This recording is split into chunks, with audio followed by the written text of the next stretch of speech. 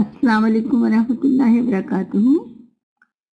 नहमदुहु व नुसल्ली अला रसूलिहिल करीम। औज़ु बिल्लाहि मिनश शैतानिर रजीम। बिस्मिल्लाहिर रहमानिर रहीम। रब्बि इश्रह ली सदरी व यस्सिर ली अमरी वहलुल उक़दतम मिन लिसानी यफ़क़हू क़ौली। या रब्बि ज़िदनी इल्मा, या रब्बि ज़िदनी इल्मा। अल्लाहुम्मा फ़क़्हिना फ़िद्दीन। अल्लाह ताला से बहुत सारी दुआओं के साथ कि अल्लाह रब्बुल आलमीन अपनी खुसूसी रहमत से हम इन चीज़ों की समझ अता फरमा दे, जो हम इंशाल्लाह पढ़ेंगे। असल में कौमें जो हैं वो अपने जराइम की वजह से तबाह हो जाती हैं, और उसकी वजह जो बुनियादी होती है वो यही होती है। और इन तमाम वजूहात में हम अपने आप को भी तलाश करेंगे, क्योंकि बहरहाल बहैसियत कौम के भी और बहैसियत फ़र्द के भी हमें भी बहुत सारी कमज़ोरियाँ और ख़ामियाँ जिन्हें हमें देखना होगा। मैं एक ऑन दी होल एक चीज़ आपके सामने रख के इंशाल्लाह फिर हज़रत लूत अलैहिस्सलाम की बात शुरू करूँगी। असल में इंसान की नज़र जब दुनिया पर होती है और वो अपनी दुनिया में मगन होता है तो उसके अलावा वो कुछ नहीं सोचता। जब वो ऐसे ज़िंदगी गुजारता है तो वो ये जान नहीं सकता कि सही चीज़ क्या है और गलत चीज़ क्या है। फिर जब लोग अपने सिर्फ लीडर्स को फॉलो करते हैं, अपने हुक्मरानों को फॉलो करते हैं, और वो उन्हें गुमराह कर देते हैं। वो अपने फ़वाइद देखते हैं बजाय इसके कि वो लोगों के फ़ायदों के बारे में सोचें। तीसरी बात ये होती है कि लोग ये सोचते हैं कि हमारे आबा अजदाद जो करते थे क्या वो गलत करते थे? यकीनन हमारे आबा अजदाद थे, हमारे फोर फादर थे, हम उनकी बातों को कैसे गलत कह सकते हैं? ये लोग पहले भी कहते थे, और आज भी ये चीज़ हमारे यहाँ पाई जाती है कि लोग कहते हैं कि क्या हमारे बाप दादा ने कोई गलत काम किया है जो अब हम कुछ और करने लगे। फिर इसी के साथ साथ एक बहुत बड़ी खराबी जो हर नबी ने अपनी कौम को जिससे आगाह किया वो ये कि लोगों अल्लाह की बंदगी करो, कि अल्लाह की बंदगी नहीं करना। और अब उनकी ज़िंदगी में शिर्क वो चीज़ थी जो लोगों को ऊपर से उठाकर नीचे गिरा देती थी। और ये शिर्क वो बीमारी और वो बुराई है जो इंसान के अंदर फिर हर बुराई ले आती है। फिर रसूल की पैरवी से इनकार, उनका मजाक उड़ाना। उसके बाद जो मुख्तलिफ अम्बिया कराम की ज़िंदगियों में या अम्बिया कराम ने अपनी उम्मतों में जो चीज़ें देखी मैं मुख्तसर आपके सामने रख रही हूँ। उनमें एक शुएब अलैहिस्सलाम की उम्मत में नाप तोल की कमी भी बहुत ज़्यादा थी। और नाप तोल की कमी में जो अहम चीज़ थी वो ये थी कि जब खुद लेना तो नाप कर पूरा लेना, और जब लोगों को देना तो घाटा देना, नुकसान देना, और उन्हें उससे कम देना। ये कुछ चीज़ें थी जो थोड़ी सी मैंने आपके सामने रखी।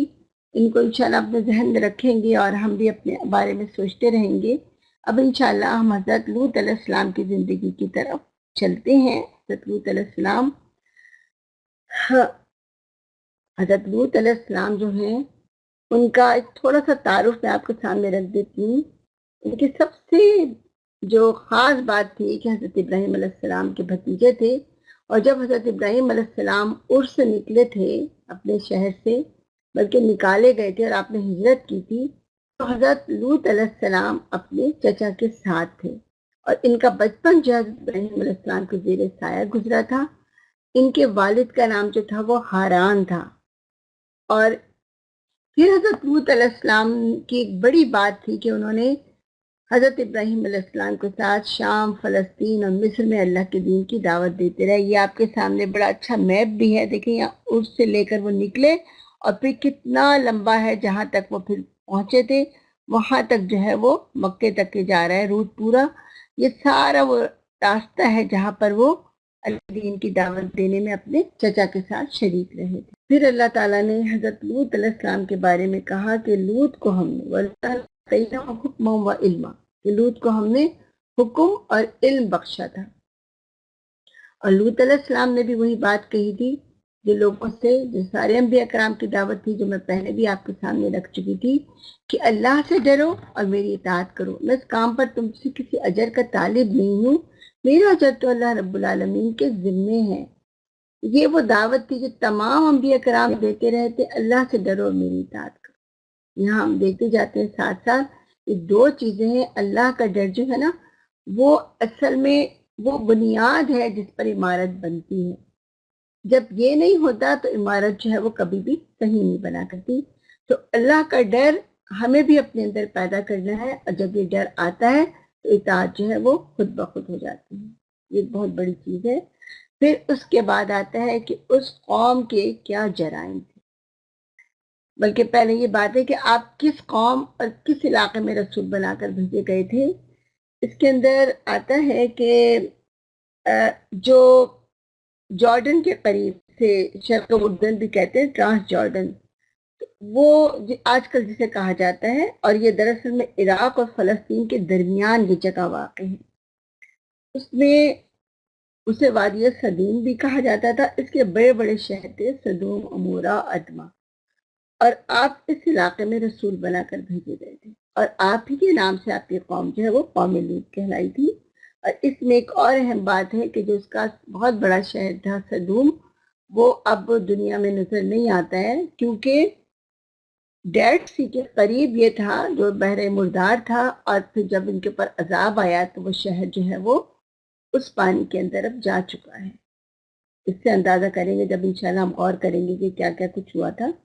پھر اس کے بعد قوم کی جرائم کیا تھے.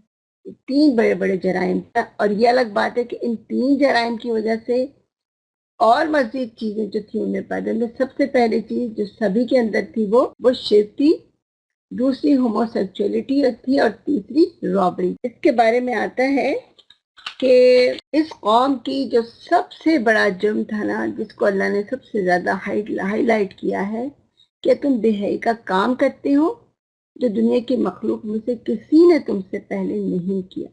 یعنی یہ ہومو سیکچولیٹی جو تھی، یہ اس قوم سے پہلے کسی انسان نے یہ کام نہیں کیا تھا. یعنی کسی قوم نے یہ کام نہیں کیا تھا. انسانوں میں تو ہو سکتا ہے، ہو بھی اور ہوا بھی، وہ بھی ہوگا کبھی، لیکن کسی قوم کے اندر یہ ایک مرض کی طرح یہ بیماری نہیں پائی جاتی تھی. اور پھر اس کے بعد ان کی اسی کو اور اللہ نے آگے ڈیفائن کیا کہ تمہارا یہ حال ہو گیا ہے کہ تم کھلم کھلا دیکھنے والوں کی نگاہوں کے سامنے فحش کام کرتے ہو. یعنی صرف یہی نہیں کہ بے حیائی کرتے تھے، بلکہ لوگوں کے سامنے اعلان کرتے تھے. سورہ نمل میں یہ چیز آتی ہے. اور پھر تیسری بات جو ہے، جو نیکسٹ سلائیڈ میں آتی ہے، کہ تم ایسے بگڑتے ہو، جسے اللہ نے اور کلیئر کیا کہ مردوں سے محبت کرتے ہو، راستوں پر ڈاکے مارتے ہو، اور اپنے مجلسوں میں اعلانیہ برے کام کرتے ہو. یہ وہ ان کے جرائم تھے. اور یہ اتنا بڑا جرم تھا، اتنا بڑا جرم تھا کہ جتنا سخت عذاب اس قوم پر آئے، دنیا میں کسی بھی قوم پر نہیں آیا. اتنی خراب اور اتنا یعنی خلاف فطرت یہ عمل تھا. لیکن اس کے باوجود بھی جب ہم تاریخ اٹھا کر دیکھتے ہیں تو ہمیں یہ بات ملتی ہے کہ جو یونانی فلاسفر تھے، ان یونانی فلاسفر نے اس اخلاقی خرابی کو، اس اخلاقی برائی کو جو ہے ایک اچھائی کے طور پہ پیش کیا. انہوں نے لوگوں کے سامنے بات رکھی، یہ تو بہت اچھا کام ہے جو یہ لوگ کرتے ہیں. اور پھر اس کے بعد آج میں اور آپ جن حالات میں رہ رہے ہیں، ہمیں سب کو اندازہ ہے کہ اس وقت ہمارے سامنے کتنا بڑا چیلنج ہے. ہمیں پتہ ہے کہ جس ملک میں ہم رہتے ہیں یہاں پر یہ لیگلائز ہے. اس کو یعنی اب ہم اس کو کیا نام دیں، ہم اسے کیا کہیں، کہ یقیناً اس ملک کے اندر بہت ساری خوبیاں، بہت ساری اچھائیاں ہیں، لیکن یہ اتنی بڑی برائی ہے اور اتنی بڑی خرابی ہے کہ یہاں کے جو لوگ ہیں، جو حکمران ہیں، ان کے لیے یہ کوئی برائی نہیں. انہوں نے نہ صرف یہ کہ اس کو لیگل کیا ہے، بلکہ ان کو اتنے رائٹس ہیں جتنے اور دوسرے لوگوں کو حاصل ہیں. اور ان رائٹس کی وجہ سے نہ صرف یہ کہ ان کی چیزیں بڑھتی چلی جا رہی ہیں، بلکہ اگر ہم آج جیسے ہم دیکھ رہے ہیں کہ جو ہمارے اسکول ہیں وہاں پہ بھی اس چیز کو ہم فیس کریں. ہم سب اس کے اوپر بہت پریشان ہیں کہ ہم اپنے بچوں کو کیسے یہ چیز سمجھائیں. اس کے لیے میں یہی بات آپ کے سامنے رکھوں گی کہ ضرور اپنے بچوں کو قوم لوط کا قصہ سنانا چاہیے، اس کے واقعات بتانے چاہیے. ہم تو یہ سوچتے رہ جاتے ہیں ہم بچوں کو کیسے بتائیں، ہم یہ بات کیسے کہیں، لیکن بچے اپنے اسکولوں میں بہت کچھ سیکھ لیتے ہیں. تو ہماری ذمہ داری ہے کہ ہم بچوں کو بتائیں، اور پھر ہم انہیں یہ بھی بات سمجھائیں کہ جب کسی قوم میں یہ چیز ہوئی تو اللہ تعالیٰ نے اس قوم کے ساتھ کیا کیا، ان کا انجام کیا ہوا. یہ آج کی ایک بہت بڑی ضرورت ہے.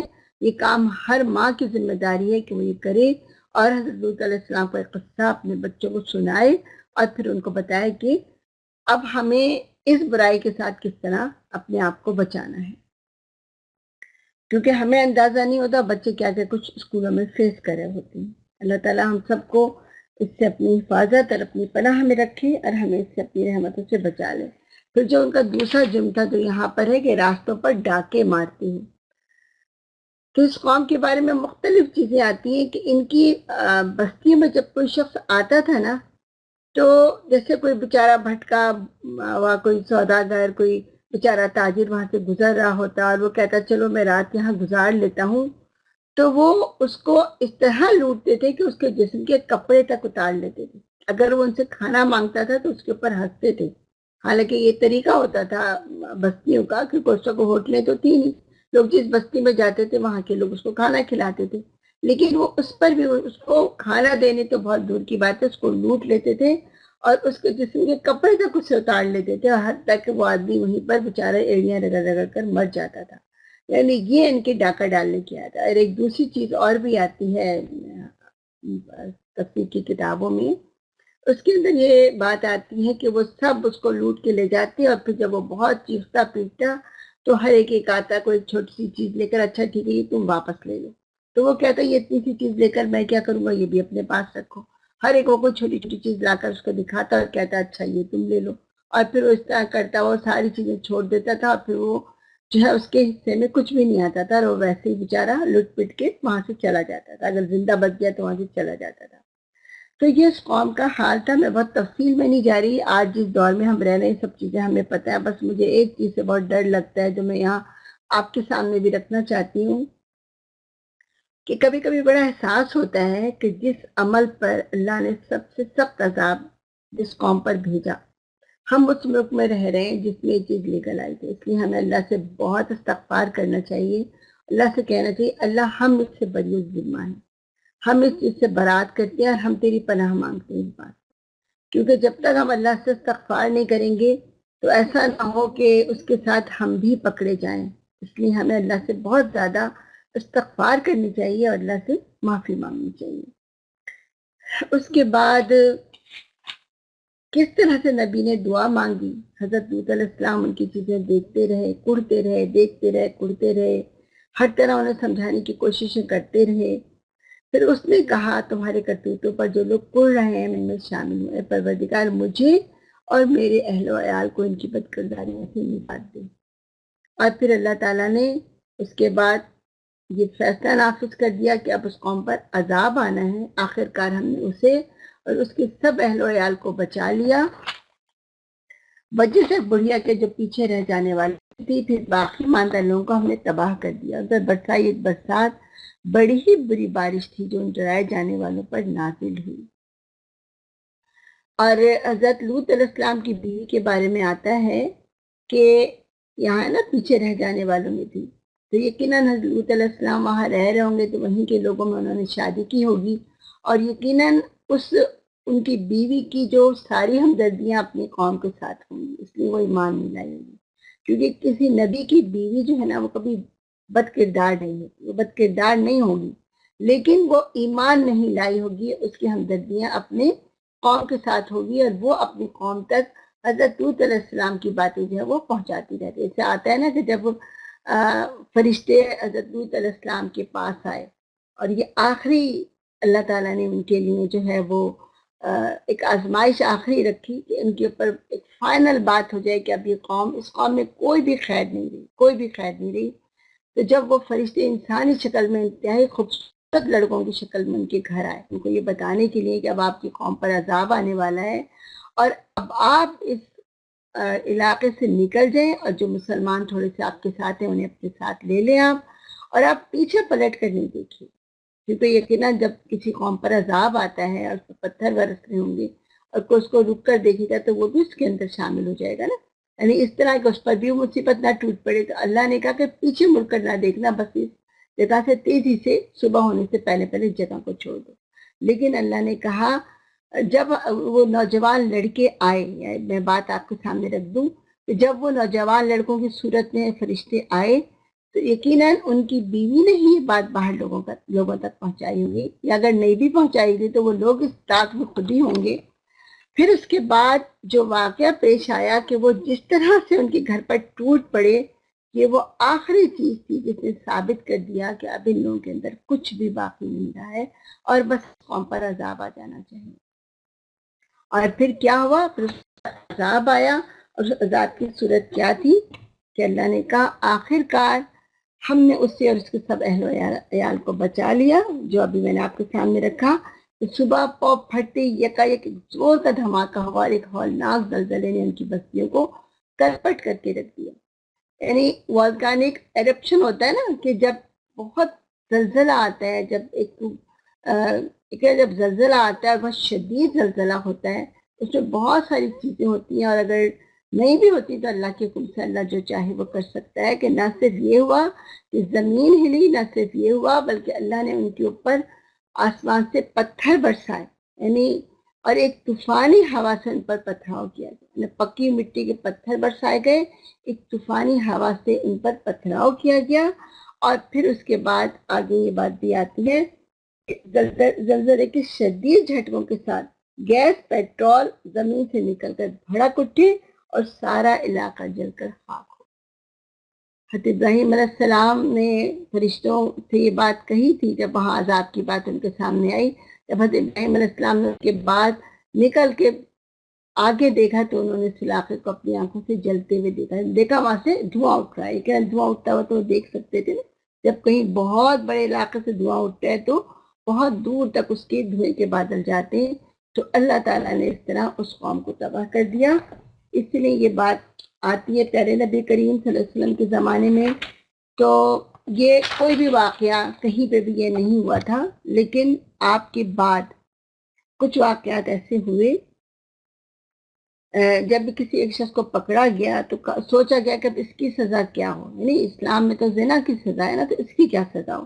تو حضرت علی رضی اللہ عنہ نے یہ بات کہی کہ اس کو تلوار سے قتل کر دیا جائے، اس کی لاش کو جلایا جائے. تب ابوبکر صدیق نے بھی اس سے اتفاق کیا. نہیں دیکھیں وہاں پہ بھی ان لوگوں کو اللہ تعالیٰ نے جلایا. یعنی صرف اتنا ہی نہیں ہوا کہ ان کے اوپر پتھر برسائے گئے، ان کے اوپر زلزلہ آیا اور ان کو تباہ و برباد ان کی بستیوں کو الٹا گیا، بلکہ اس کے ساتھ جو دوسری چیز ہوئی وہ ان کا پورا علاقہ جو ہے وہ جلا کر خاک کر دیا گیا. تو اسی طرح یہی بات یہاں پر بھی آتی ہے، لیکن اس میں کچھ لوگوں کی کچھ اور بھی رائے ہے. کچھ لوگوں کی یہ بھی رائے ہے کہ کوئی بہت اونچی بلڈنگ سے انہیں نیچے سر کے بل گرا دیا جائے، اس کے اوپر پتھر برسائے جائیں. یہ پیارے نبی کریم صلی اللہ علیہ وسلم کی شریعت کے حوالے سے چیز ہمارے سامنے آتی ہے. میں نے آپ کے سامنے مختصر سا رکھی ہے یہ بات، اس لیے کہ انشاءاللہ آگے حضرت یوسف علیہ السلام کا واقعہ ہے، اور اللہ تعالیٰ ہمیں اس کو بہترین طریقے سے سمجھنے والا اور ہمیں سے غور کرنے والا بنائے.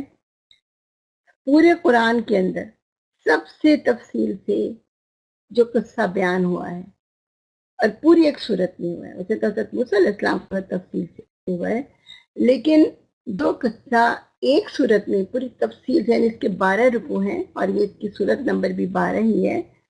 وہ حضرت یوسف علیہ السلام کا قصہ ہے. اس سے اللہ تعالیٰ نے قرآن میں احسن القصص کہا ہے، یہ بیسٹ اسٹوری ان دا قرآن. اس سے بہترین اسٹوری جو ہے نا اللہ نے کوئی اور ہمیں اس طرح سے نہیں بتائی جتنی اچھی طرح اللہ تعالیٰ نے ہمیں اس بات کو سمجھایا. اس کا مطلب یہ کہ اس قصے کے اندر ہمارے لیے بہت سارے پہلو، بہت ساری چیزیں ہیں جسے ہمیں سمجھنے کی ضرورت ہے.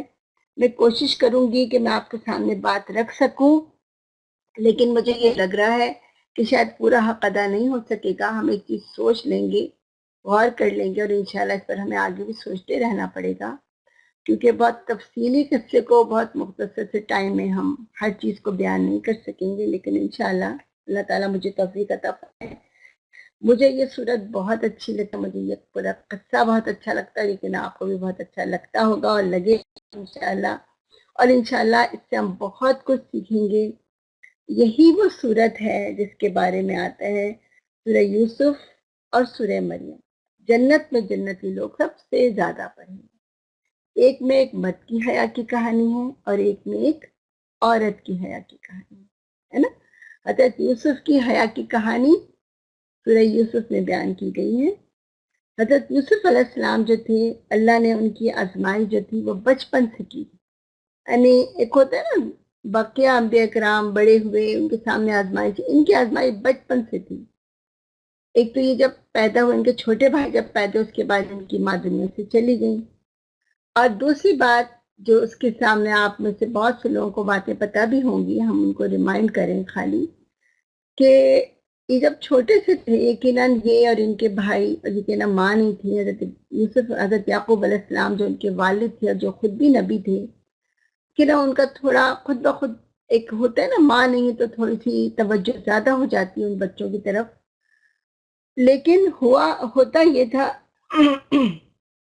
کہ خود بخود جو انشاءاللہ ہم آگے دیکھیں گے کیا کیا آزمائشیں آئیں، کہ ان کے بھائیوں نے ان کے ساتھ کیا کیا، اور پھر اس کے بعد کس طرح مصر کے میں بیچے گئے، اور کس طرح پھر وہاں گئے اور وہاں کس طرح آزمائشیں آئیں، لیکن اللہ کے حکم سے وہ آزمائش میں کامیاب رہے.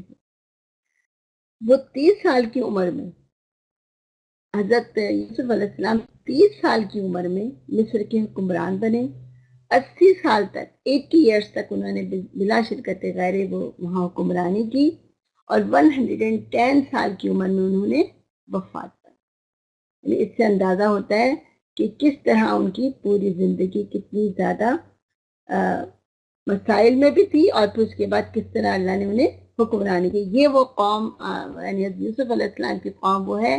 ابھی تک ہم جن قوموں کو دیکھ رہے تھے وہ قومیں تھیں جو جب ان کے پاس نبی آئے انہوں نے نبی کی دعوت کو ٹھکرا دیا، رد کر دیا، اور اس کے بعد ان کے اوپر کس طرح عذاب آیا. لیکن یہ وہ قوم ہے جہاں ہم دیکھتے ہیں کہ انہوں نے ان نبی کو حکمران کی حیثیت سے قبول کر لیا. انشاءاللہ یہ آگے آیتیں آئیں گی، ہم وہاں غور کریں گے. پھر حضرت یوسف علیہ السلام کی خاص بات، یونیک بات یہ تھی کہ ان کے والد حضرت یعقوب تھے جو نبی تھے، ان کے دادا حضرت اسحاق تھے جو نبی تھے، اور ان کے دادا جو پردادا جو تھے وہ حضرت ابراہیم علیہ السلام تھے خلیل اللہ. اور یہ ان تینوں سے ان کا جو تعلق تھا، اس وجہ سے یہی انہیں وہ مقام حاصل ہے کہ اتنی ساری پشتن تک ان کی انبیاء ہیں. پھر اس کے بعد ایک اور خوبی کہ اپنے حسن اور خوبصورتی میں یکتا تھے، یعنی good looking from outside and also from inside. اندر بھی اتنی ہی، یعنی حسن سیرت بھی ویسے ہی تھی، حسن صورت بھی ویسے ہی تھی. اللہ نے خاص چیز ان کو عطا کی تھی. اب ہم اس بات کی طرف چلتے ہیں کہ کس طرح حضرت یوسف علیہ السلام نے خواب دیکھا، اور پھر آگے کس طرح وہ ساری چیزیں ہوتی چلی گئیں. حضرت یوسف علیہ السلام نے خواب دیکھا. جب یوسف نے اپنے باپ سے کہا، ابا جان میں نے خواب دیکھا ہے کہ 11 ستارے ہیں اور چاند، سورج اور چاند اور مجھے سجدہ کریں گے. اور ہمیں پتہ ہے انبیاء کے خواب سچے ہوتے ہیں. حضرت یوسف علیہ السلام بے شک چھوٹے تھے، لیکن اللہ تعالیٰ نے ان کو ایک سچا خواب دکھایا. حضرت یعقوب علیہ السلام یہ جان گئے اس خواب کا مطلب کیا ہے، لیکن وہ نبی تھے.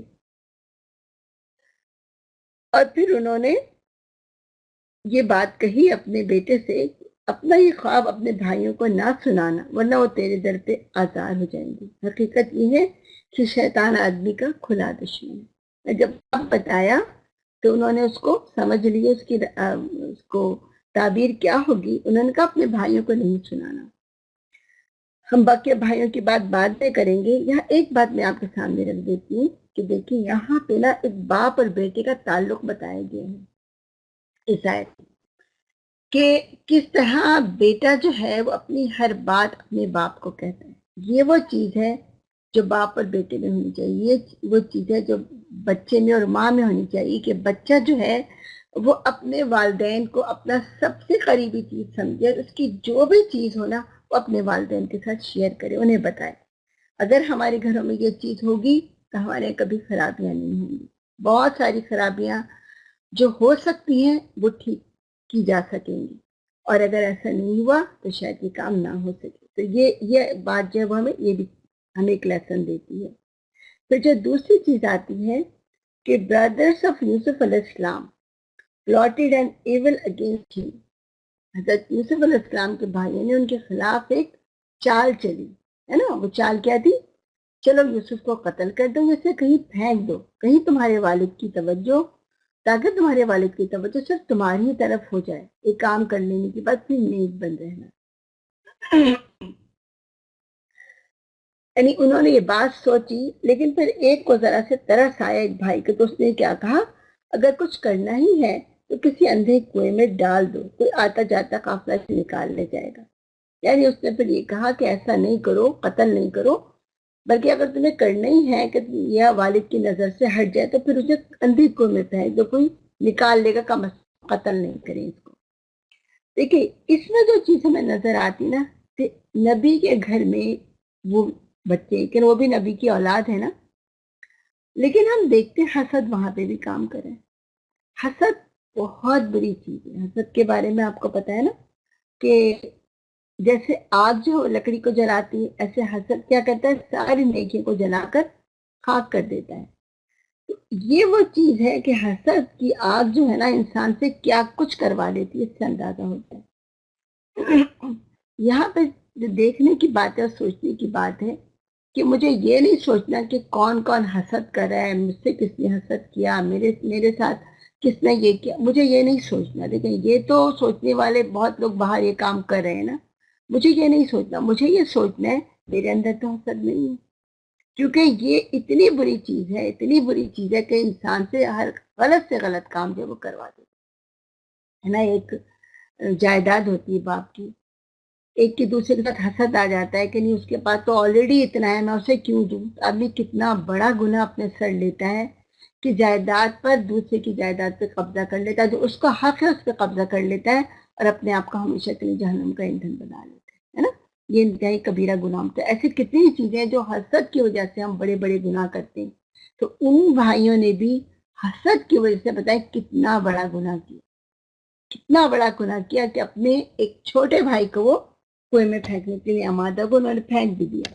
اچھا اب ہم آگے چلتے ہیں، ساتھ ساتھ ہم اپنے بھی جائزہ لیتے جاتے ہیں۔ پھر اس کے بعد بھائیوں نے تو یہ کام کیا۔ اچھا درمیان میں تھوڑی سی چیز میں اور آپ کے سامنے رکھ دوں کہ پھر اس کے بعد ایک قافلہ آیا، اس نے ان کو نکال لیا۔ اب اصولی طور پہ تو جس قافلے نے نکالا تھا، قافلے والوں نے، ان کو چاہیے تھا، ان کو یعنی وہ کوئی سامان تو نہیں تھا نا کہ کسی کی چیزیں گر گئی انہوں نے اٹھا لیا، ایک جیتا جاگتا لڑکا تھا نا، تو انہیں چاہیے کہ آس پاس آبادی ہے وہاں سے پوچھے بھائی کسی کا لڑکا ہو تو وہ لے لے، لیکن انہوں نے اسے چوری کا مال سمجھ کر اسے اپنے پاس چھپا لیا اور اس کے بعد لے جا کے انہوں نے انہیں مصر میں بیچ دیا۔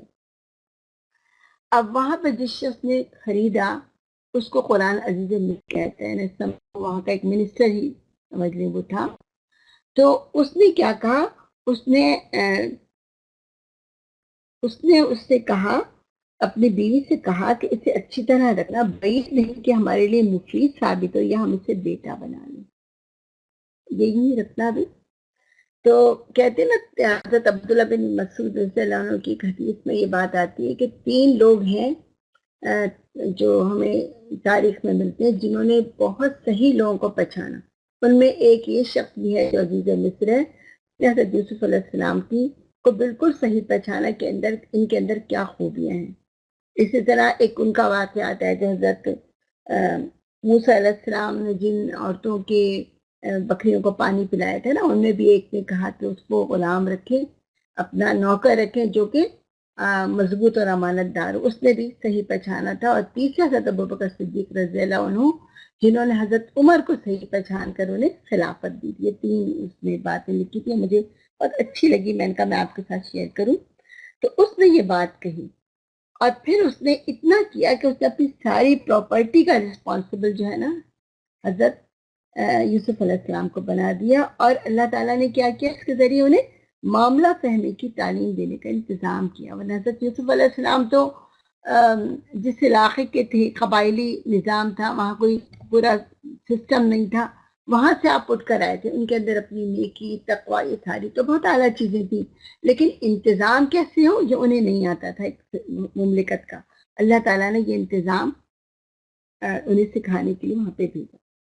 اب دیکھیں ایک طرف یہ ہے کہ وہ ایک آزاد انسان سے غلام بن گئے، پھر دوسری چیز آپ دیکھیں ایک باحیا انسان کے لیے جو کچھ پھر وہاں پر ہوا وہ اور بھی تکلیف دہ چیز تھی، کیونکہ ایک حیادار عورت اور ایک حیادار مرد، ان دونوں کے لیے چیز سب سے تکلیف دہ ہوتی ہے۔ کوئی بے حیائی کا کام ان سے ہو یا کوئی بے حیائی کے کام کرنے کی کہیں صورت پیدا ہو، یعنی وہ اس چیز کو کبھی برداشت نہیں کر سکتے۔ اسی طرح ہوا کہ پھر وہ جو اس کی بیوی تھی جو عزیز مصر کی، یعنی جس عورت کے گھر میں وہ تھے، وہ اس پر ڈورے ڈالنے لگی اور وہ دروازے بند کر کے بولی آ جا۔ یوسف نے کہا خدا کی پناہ، میرے رب نے تو مجھے اچھی منزلت بخشی اور میں یہ کام کروں؟ ایسے ظالم کبھی فلاح نہیں پایا کرتے۔ یعنی آپ دیکھیں کہ اس شخص نے جو انتہائی نیک انسان تھا، اس کے ساتھ وہ عورت جو اس کے آقا سمجھ لے، مالک سمجھ لے، جو اس کے جس نے انہیں سارا اپنے گھر کا انتظام دیا ہوا تھا، وہ عورت ان کے ساتھ ایسی بات کر رہی تھی۔ اب ان کے لیے اپنے آپ کو بچانا، یعنی اسی گھر میں وہ رہ رہے ہیں اور وہ اپنے آپ کو بچانے کی کوشش کر رہے ہیں، تو انہوں نے کس طرح اپنے آپ کو بچایا؟ اس میں ایک بڑی اہم بات ہے کہ آگے اللہ نے کہا اللہ برہان رب، یعنی اگر وہ اللہ کی برہان نہیں پاتا، دلیل کو نہیں پاتا، تو شاید وہ غلطی کر جاتا، لیکن اللہ اپنے نبیوں کو، اپنے نیک بندوں کو آگاہ کرتا ہے اور ان کے اندر یہ نیکی پیدا کرتا ہے کہ وہ اپنے آپ کو بچا سکیں، تو اللہ نے انہیں ان بچنے کی توفیق دی۔ اور یقیناً نبی کی غلطی جو ہے وہ امت کی غلطی ہوتی ہے، ایک عام انسان کی غلطی ایک عام انسان تک وہ رہتی ہے، اس کے اثرات، لیکن جو آدمی جیسے جیسے کسی بھی چیز میں آگے بڑھتا جاتا ہے، اس کی غلطی جو ہے وہ سب پر اس کا امپیکٹ پڑتا ہے۔ جیسے ایک ماں کی غلطی پورے گھر پر اثر ڈالتی ہے، ایک باپ کی غلطی بھی پورے گھر پر اثر ڈالتی ہے۔ ادھر خاندان کا جو کوئی بڑا ہوتا ہے جسے سارے فالو کر رہے ہوتے ہیں، اس کی غلطی سارے خاندان پر اثر ڈالتی ہے۔ اسی طرح حضرت یوسف علیہ السلام کو اللہ تعالیٰ نے اس برائی سے اپنی رحمت سے بچا لیا۔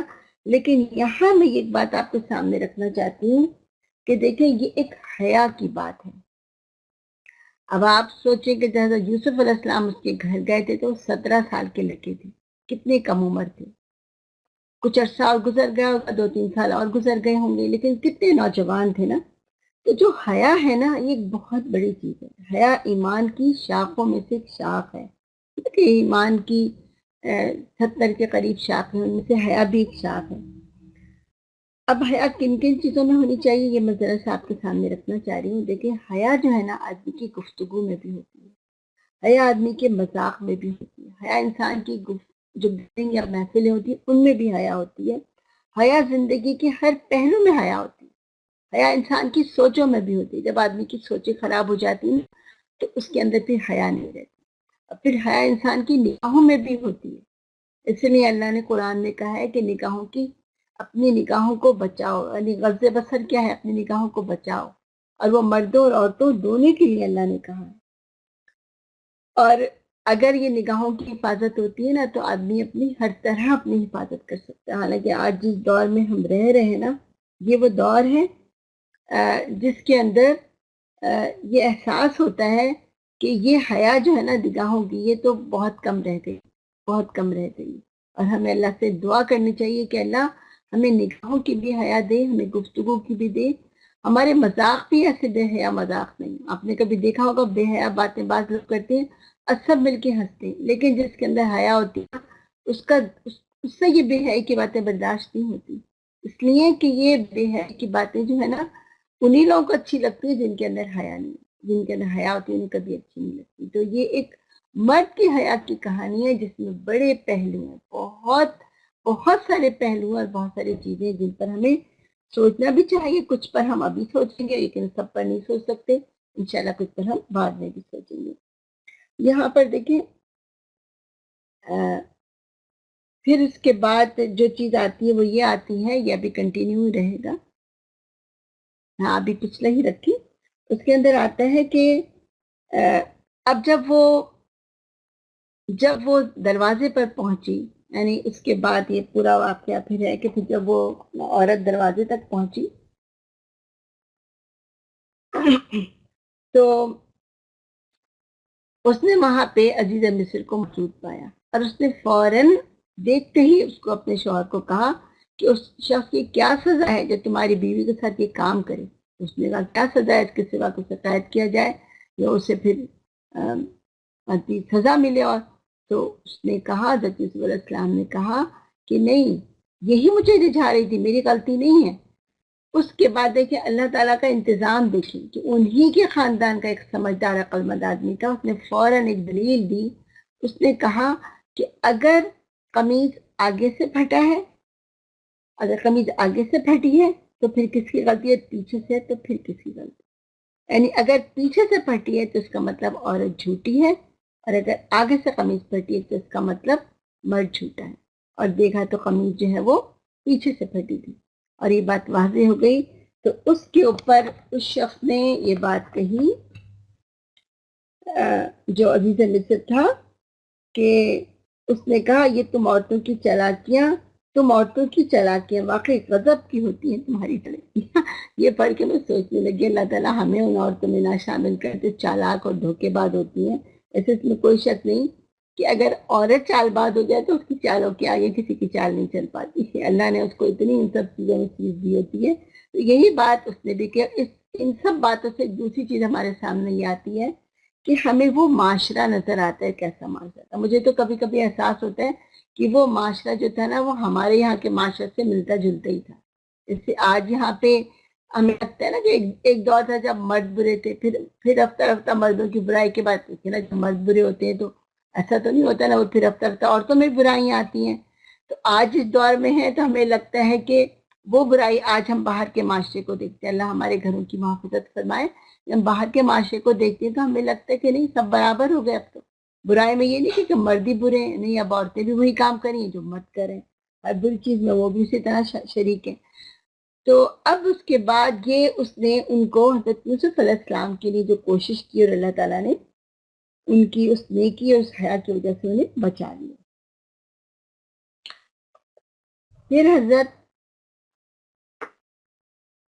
پھر اس نے کیا کیا، جب یہ ساری باتیں اس کے اوپر ہونے لگی اور اس کے بارے میں یہ ساری باتیں آنے لگیں اور لوگ کہنے لگے کو اتنا ایک چرچا ہو گیا کہ یہ تو اپنے غلام کے اوپر فریفتہ ہو گئی ہے. تو عزیز مصر کی جو بیوی جو تھی اس نے اپنی جتنی بڑی بڑی اور بیگمات تھیں ان کو سب کو بلایا اپنے گھر، اور بلانے کے بعد اس نے ایک قرآن کے اندر آتا ہے تکیے دار مجلس آراستہ، یعنی ایسے محفل تھی جو سب نیچے بیٹھے اور سب کے سامنے پھل رکھے اور ان کے ساتھ دیکھیں کوئی تیز قسم کی چھریاں رکھی ہوں گی تو وہ رکھ دی اس نے سامنے ان کی. اور پھر حضرت یوسف علیہ السلام کو کہا کہ اب تم یہاں سے چل جاؤ. اب جیسے حضرت یوسف علیہ السلام وہاں سے گزرے اور سب نے ان کو دیکھا تو بجائے سے کہ وہ جس وقت وہ پھل کاٹ رہی تھی اس وقت اس نے کہا تو بجائے پھل کاٹنے کے انہوں نے اپنی انگلیاں کاٹ لی. یعنی اتنا زیادہ ان کو دیکھنے میں وہ اس طرح محو ہو گئی اور اتنا ان کے اوپر اس کا اثر پڑا کہ ان کے منہ سے یہ نکلا کہ یہ تو لگتا ہے کہ یہ انسانی تو کوئی فرشتہ ہے. یعنی فرشتے کا تصور یہ ہوتا ہے نا جس انسان نے دیکھا نہیں تھا اور کوئی بہت ہی ایسی چیز، تو ان کی زبان سے یہ چیز نکلی کہ یہ تو انسان ہے. اتنا اللہ نے ان کی خوبصورتی اور ان کی یہ چیز ہے. پھر اس کے بعد عزیز مصر کی جو بیوی تھی، عزیز کی بیوی نے کہا دیکھ لیا یہ ہے وہ شخص جس کے معاملے میں تم پر باتیں بناتی تھی. بے شک میں نے اسے رجھانے کی کوشش کی تھی مگر یہ بچ نکلا. اگر یہ میرا کہنا نہ مانے گا تو قید کیا جائے گا اور بہت ذلیل و خوار ہوگا. یہ انہوں نے ان کے بارے میں بات کہی اور پھر اس نے اسی طرح کی ساری چالیں چلی، اسی طرح کی کوششیں کی. لیکن حضرت یوسف علیہ السلام نے پھر کیا کہا انہوں نے اس کے بعد یہ نہیں کہا کہ اللہ تعالیٰ بس ٹھیک ہے میں جو بھی مشکل ہے میں یہ، بلکہ انہوں نے ایک ایسی دعا مانگی جو انشاءاللہ ہم نیکسٹ اس کے اندر دیکھیں گے. اے میرے رب مجھے قید منظور ہے بنسبت اس کی میں وہ کام کروں جو یہ لوگ مجھ سے چاہتے ہیں. یعنی انہوں نے یہ نہیں کہا کہ اللہ تعالیٰ بس صرف یہ، بلکہ یہ کہا کہ اللہ مجھے یہاں اس جگہ سے مجھے نکال دے. دیکھا آدمی قید میں جانے کو تیار نہیں ہوتا، لیکن انہوں نے کہا کہ مجھے قید منظور ہے کہ میں وہ کام کروں جو لوگ مجھ سے چاہتے ہیں. اگر تو نے ان کی چالوں کو مجھ سے دفع نہ کیا تو میں ان کے دام میں پھنس جاؤں گا اور جاہلوں میں شامل ہو رہوں گا.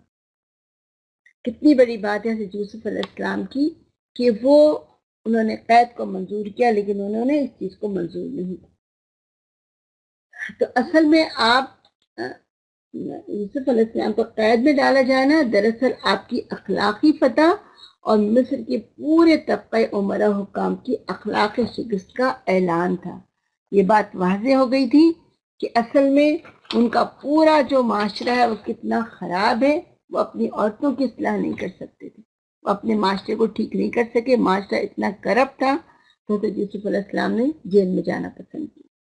اب دیکھیں یہاں پر آتا ہے، اس کے بعد جب آپ جیل میں گئے تو وہاں پر یقیناً آپ کے اندر تو ایک نیکی اور وہ تھی، اور جو آپ کے ساتھ لوگ تھے وہ آپ کی ان چیزوں کو دیکھ رہے تھے.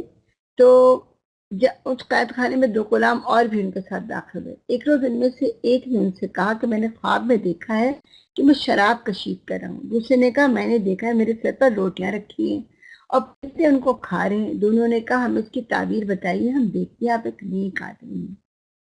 اب حضرت یوسف علیہ السلام کا کردار، جب آپ جیل میں گئے اللہ نے انہیں پھر یہ تفسیر میں یہ بات آتی ہے کہ شاید وہیں اللہ تعالیٰ نے آپ کو نبوت کی ذمہ داری دی ہے، کیونکہ پھر اس سے پہلے کہ آپ ان کے اس خواب کو انٹرپریٹ کرتے اور آپ انہیں سمجھاتے اس کی تعبیر، آپ نے انہیں جو بات کہی وہ یہ تھی. ہاں اگلا کریں.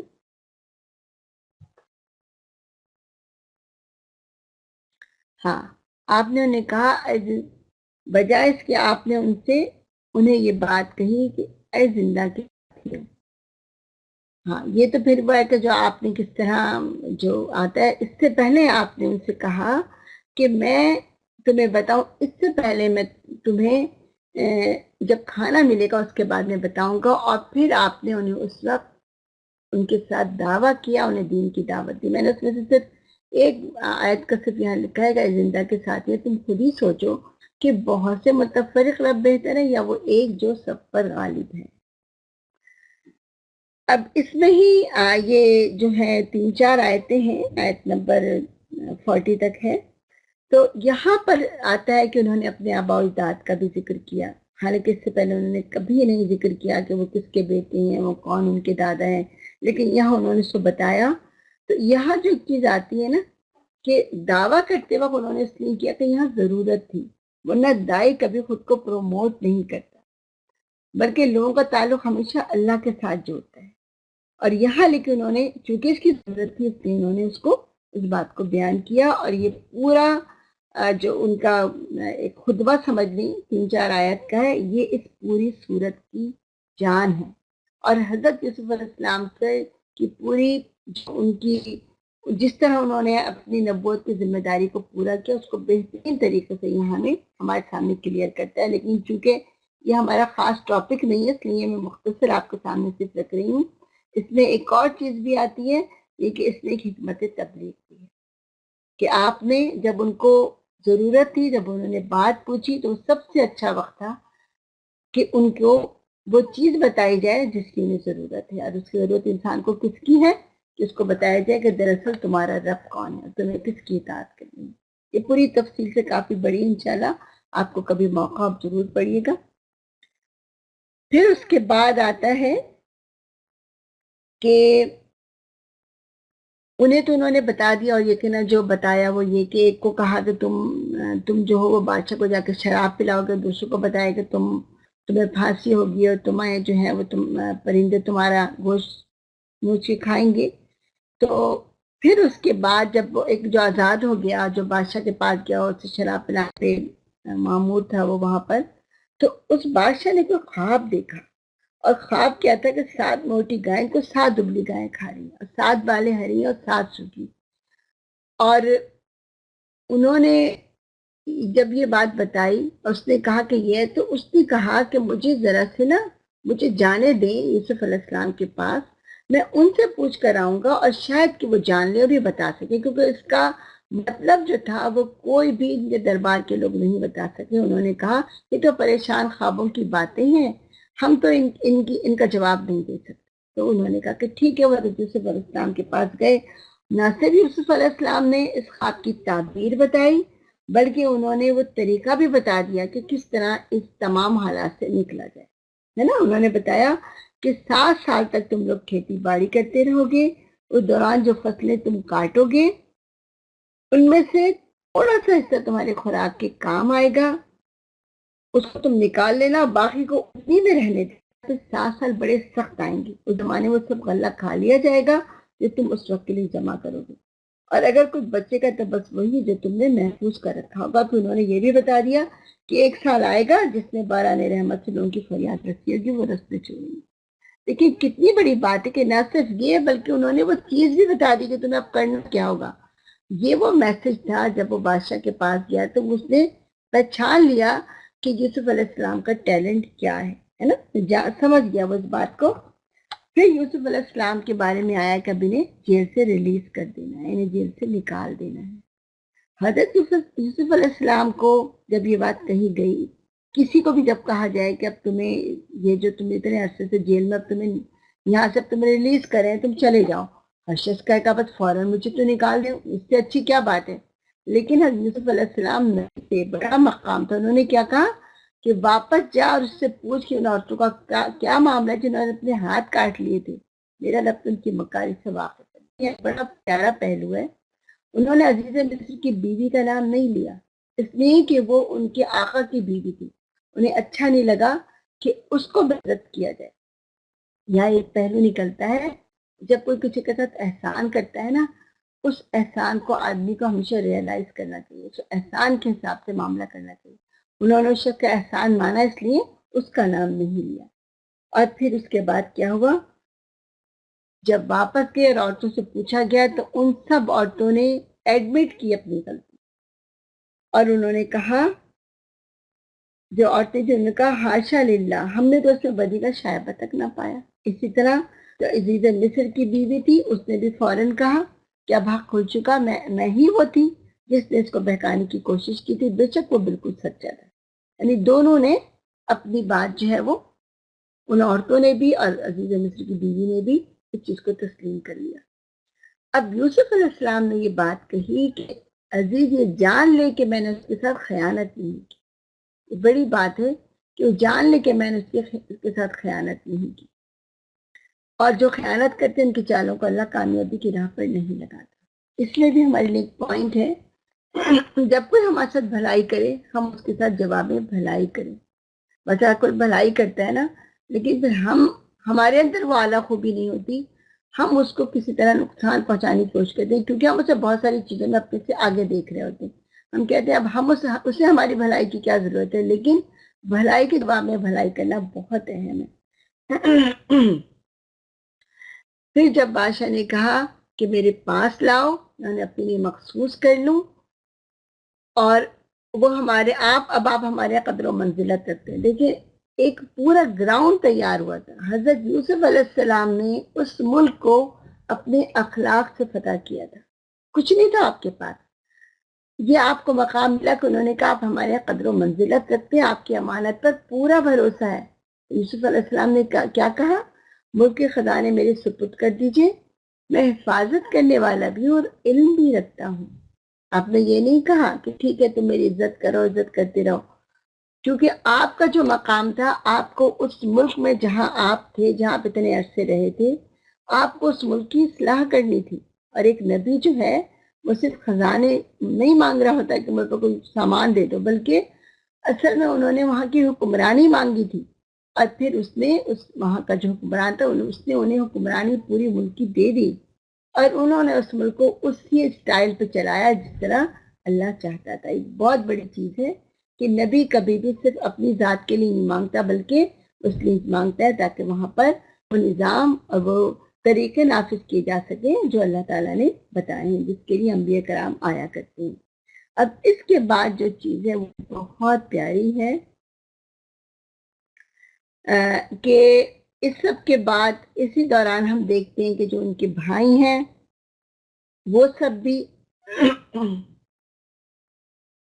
وہ بھی سارے جو تھے وہ آ رہے تھے اور وہ سیکھ رہے تھے. ان کے پاس سیکھ کیا رہے تھے, سامان لے کے جاتے تھے ان کے پاس سے, اور جب وہ سامان لے کر وہاں پر سے جاتے رہے اور ان کی ضرورتیں, حضرت یوسف علیہ السلام تو بھائیوں کو پہچان گئے, لیکن بھائیوں نے انہیں نہیں پہچانا.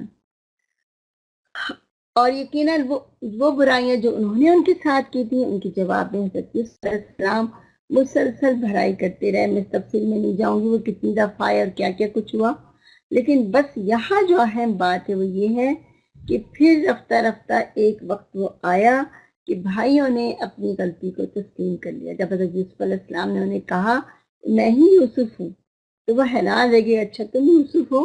اور اللہ تعالیٰ نے پھر انہیں یہ احساس ہوا, اور پھر انہوں نے غلطی کو مانا, کہا بخدا تم کو اللہ نے پر فضیلت بخشی اور واقعی ہم خطا کار۔ تو یعقوب علیہ السلام سے بھی ان کے بیٹوں نے کہا آپ ہمارے گناہوں کی بخشش کے لیے دعا کریں، واقعی ہم خطا کار، یعنی سب یہ بول اٹھے کہ ہم سے غلطی ہے، ہم گناہ گار تھے۔ اب اس میں تو یوسف علیہ السلام کا کردار آپ دیکھیں، یہ بہت پیارا ہے، اور یہاں ہمارے پاس اتنی ساری چیزیں سوچنے کی ہیں کہ انہوں نے کہا قال لا تثریب علیکم اليوم، یہ میں کل بار بار یہ بات پڑھ رہی تھی، قال لا تثریب علیکم اليوم، یعنی آج تم پر کوئی گرفت نہیں، یغفر اللہ لکم، اللہ تمہیں معاف کرے، وہو ارحم الراحمین، سب سے بڑھ کر رحم فرمانے والا ہے۔ اللہ تعالیٰ اتنا بڑا دل ہم سب کو عطا فرمائے کہ ہم برائی کے جواب میں بھلائی کر سکیں، جو ہم اثر زیادتی کریں ہم اسے معاف کریں، جو ہمیں محروم کرے ہم اسے عطا کریں، اور ہم اس قابل ہو سکیں کہ ہم جو برائی کر رہا اس کے ساتھ ہم نیکیاں کر سکیں، اور ہماری زندگی کا طریقہ ہو جائے ہمارا یہ ہمارے رویے میں چیز ہو، یہ نہ کہ ہم کبھی کبھی ایسا کر لیں، بلکہ ہم ایسے کرتے رہیں، یہ ہماری زندگی کا حصہ ہو جائے کہ ہم لوگوں کی غلطی پہ معاف کر دیں، تاکہ اللہ تعالیٰ جو ہے وہ ہمیں معاف کر سکے انشاءاللہ۔ ہم اس قابل اللہ تعالیٰ ہمیں بنایا۔ اچھا، اب اس کے بعد اس میں اور بھی چیزیں ہم بعد میں کریں گے، پہلے میں یہ ذرا سے کر دیتی ہوں کہ اس نے اپنے والدین کو اٹھا کر اپنے پاس تخت پر بٹھایا اور سب اس کے آگے بے اختیار سجدے میں جھک گئے۔ یوسف نے کہا بجائے یہ تعبیر ہے میرے اس خواب کی جو میں نے پہلے دیکھا تھا، میرے رب نے اسے حقیقت بنا دیا۔ اور یہ سجدے سے مراد وہ سجدہ نہیں ہے، بلکہ یہ ایک احترام والے تعظیم والے معنی میں یہ ہے، اس کی تفصیل میں یہی تفصیل میں لکھی ہے بات۔ پھر اس پورے واقعے سے ہمیں کیا لیسن ملتا ہے، یہ سوچنے کی بات ہے۔ اللہ نے تو کتنا بڑا مقام دیا ہے، حضرت یوسف علیہ السلام کی واحد قوم ہے جس نے آپ کو حکمرانی اپنے ہاتھوں سے دی، اور حضرت یوسف علیہ السلام نے اپنے پورے کردار اور اخلاق سے اس جگہ کو ایک ایسی مثالی جگہ بنایا، یعنی ہر انتظام جو تھا نا وہ بہترین وہاں کا انہوں نے کر کے دکھایا۔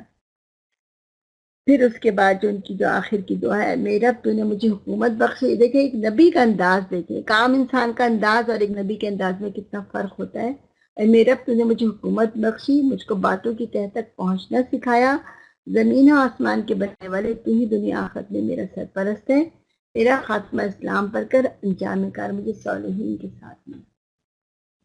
الفاظ دیکھیں حضرت یوسف علیہ السلام کے، انداز دیکھیں کیا ہے، کتنا بڑا مقام دنیاوی لحاظ سے انہیں ملا۔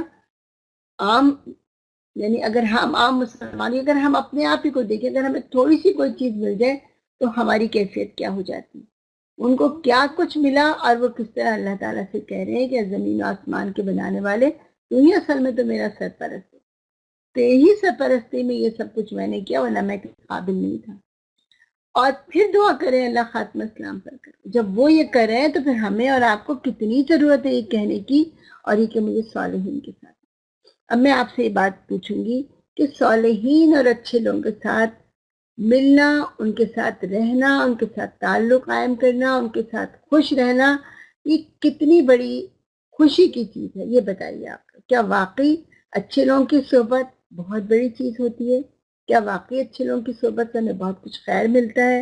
اور اگر اچھے لوگوں کی صحبت کے بجائے برے لوگوں کی صحبت ہو تو پھر کیا نقصان ہوتا ہے؟ ایک ایک لفظ میں آپ اگر لکھ سکیں تو ضرور لکھیے گا۔ پھر بس اس کے آخر میں یہ چیز آتی ہے کہ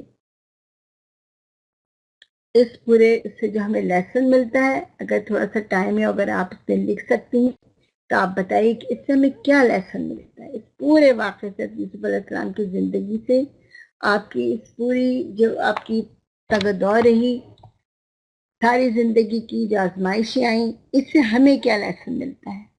بہت ہی اہم نعمت ہے اچھے لوگوں کے ساتھ، اچھے لوگوں کے ساتھ رہنا بہت اچھی نعمت، ورنہ آدمی اپنی ساری نیکی جو ہے نا، اگر وہ اچھے لوگوں کا ساتھ ہی نہیں رہے گا نا، اپنی ساری نیکی کو غائب کر دے گا، ختم کر دے گا، غائب ہو جائیں گے، تین۔ جب اس ملک میں آتے ہیں نا، ہمیں اکنا مل جاتی ہے تو آپ کو یقین نہیں آتا ہمیں اتنی بڑی نعمت ملتی ہے اکنا کی صورت میں۔ اگر یہ ہمیں نہیں ملے نا تو پتہ نہیں ہم اپنی ساری چیزیں اور ساری اچھائیاں کہاں غائب کر دیں۔ یہ بہت بڑی ہم پر بلیسنگ ہے نا، اللہ نے کہا نا ید اللہ کہ جو اجتماعیت جو ہے وہ اللہ کی رحمت ہوتی ہے، ایسے ہی یہ ایسی ہی رحمت ہے کہ اس میں آ کے آدمی اپنے ایمان کو بچاتا ہے اور اپنی نیکیوں کی حفاظت کرتا ہے. لیکن اس سے ہمیں لیسن ملا حیا کا نا، جو ہم نے حیا کی بات بھی کی تھی. اور کیا لیسن ملا؟ آزمائشوں کو برداشت کیسے کیا جاتا ہے. حضرت یوسف علیہ السلام نے کسی آزمائش کے جواب میں کوئی فریاد نہیں کی، کوئی آہ و فغاں نہیں کیا، کوئی شکوہ شکایت نہیں کی. مسلسل ہاں جزاک اللہ صبر کرتے رہے آزمائش پر، اور پھر اس کو نہ صرف صبر کیا بلکہ اس کا جو مطلب ایک کریج ہوتی، حوصلہ ہوتا ہے نا، ان کے اندر ہمیں وہ حوصلہ بھی نظر آتا ہے. پھر ان کی زندگی کا اور کون سا بہت پیارا پہلو تھا؟ اپنے بھائیوں کے ساتھ جو معاملہ انہوں نے کیا اس میں بتایا. یہ انشاءاللہ ہمیں اپنے اندر بھی پیدا کرنی ہے انشاءاللہ. اللہ کی تدبیر بہترین ہے. نو ون برنگ ہم، ہاں کوئی نقصان نہیں پہنچا سکتا اگر اللہ نہیں چاہے. بہت پیاری بات سارا نے کہی، کوئی نقصان نہیں پہنچا سکتا اگر اللہ نہیں چاہے. یہ ہر جگہ ہمیں پتہ چل رہا ہے. دیکھیں اس میں ایک بہت اہم بات ہے کہ کبھی جب آزمائش آتی ہے نا، تو دراصل وہ اللہ کا ایک بنایا ہوا اپنے وہ آزمائش جو ہے نا، دراصل وہ ہمیں اوپر اٹھانے کے لیے آتی ہے. اللہ کا ایک ماسٹر پلان ہوتا ہے، اس پلان کے تحت اللہ وہ کام کرتا ہے، اور ہم سمجھتے ہیں شاید ہمارے ساتھ برا ہو رہا ہے. تو اس لیے کبھی بھی مشکلات آئے نا تو پریشان نہیں ہوا کریں. سوچا کریں پتہ نہیں اس مشکل میں اللہ نے میرے لیے کوئی خیر رکھی ہے، کوئی نہ کوئی بھلائی اس میں ضرور. جب آپ یہ سوچیں گی نا، اللہ اس میں بھلائی پیدا کر دے گا. نہیں بھی ہوگی تو بھلائی پیدا کر دے گا، اور ہوتی تو ضرور ہے، کیونکہ اللہ اپنے بندوں کے لیے کبھی برا چاہتے ہی نہیں. ہم نہیں سمجھ پاتے نا، اللہ نے خیر رکھا ہوتا اس کے اندر. بالکل سے. اور لکھیں صبر اور استقامت. ہاں استقامت بہترین، صحیح بات بالکل آپ نے کہی. اچھا انہیں ان کی زندگی میں کہیں یہ نہیں تھا کہ اپنے آپ کو کوئی بڑی چیز سمجھتی ہوں. اگر کوئی دکھ پر ہم، اچھا توکل، اللہ پہ توکل. سارا نے کافی بڑی بات لکھی ہے. ہاں اللہ پہ توکل. پھر دیکھیے اپنے بھائی کے ساتھ نام کہیں انہوں نے اپنے آپ کو بڑا بنا کے نہیں رکھا ہے نا. معاف کر دینا، بالکل صحیح. انہوں نے لوگوں کو معاف کر دیا، بڑی بڑی چیزوں پہ معاف. آپ بتائیں وہ کسی کو کنویں میں پھینک دے، بہت بڑی بات ہے. کوئی اگر ہم اپنے آپ کو سوچیں کہ وہ دھکا ہی دے دے نا جان بوجھ کر، زمین پہ بھی دھکا دے دے تو ہم نہیں معاف کر سکتے اسے کبھی بھی. لیکن انہوں نے کنویں میں پھینکنے کے بعد بھی معاف کر دیا. بہت بڑی بات ہے، کبھی جتایا نہیں. کتنے پیارے الفاظ کہی، لا تثریب علیکم اليوم. بہت بڑی بات ہے.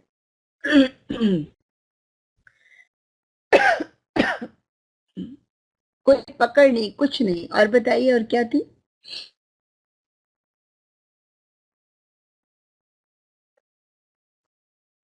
انہوں نے پھر ایک عدل و انصاف کا نظام قائم کیا ہے نا، جس طرح پیمانے بھر کے دے رہے ہیں، ناپ سے دے رہے ہیں. پھر دوسری بات ان کی لگتی ہے نا، جو ان کے والد کا کردار تھا وہ بھی بہت بڑا کردار تھا، بہت پیارا کردار تھا. حضرت یعقوب علیہ السلام کا اتنا پیارا کردار آتا ہے کہ کس طرح وہ اللہ کی ذات سے وہ بھی بالکل مایوس نہیں ہوتے ہیں. جو ایک اس میں آیت آتی ہے نا، میرے بچے جاؤ یوسف کا پتہ لگاؤ، اللہ کی رحمت سے مایوس نہ ہو. اس کی رحمت سے تو بس کافر ہی مایوس ہوا. اللہ کی رحمت سے دیکھیں یہ ایک بات ہے جو ہم سب بہت پڑھتے ہیں، لیکن اگر یہ چیز ہماری زندگی میں آ جائے نا، تو ہم جو وقت غم اور دکھوں میں ڈوبتے رہتے ہیں، ہمارے ساتھ یہ ہو گیا، ہمارے ساتھ یہ ہو گیا، کبھی صحت کے مسائل، کبھی فائنینشیل مسائل، کبھی کچھ اور چیزیں، ہم کبھی مایوس نہیں ہوں گے. اس لیے کہ ہمیں یقین ہے اللہ کی رحمت سے مایوس تو کافر ہوا کرتے ہیں. ہم تو مسلمان ہیں، ہمیں اللہ کی رحمت سے مایوس نہیں ہونا. اللہ ہمیں ایسے راستے سے دے گا، راستے سے ہماری مدد کرے گا جہاں سے ہم نے سوچا بھی نہیں ہوں. آپ لوگ ضرور اپنے پاس لکھیے گا کہ اس میں کیا کیا چیزیں تھیں. اللہ تعالی ہم سب کا حامی و ناصر ہو. وآخر دعوانا الحمدللہ رب العالمین. سبحان ربک رب العزت عما یصفون وسلام علی المرسلین والحمدللہ رب العالمین. جزاک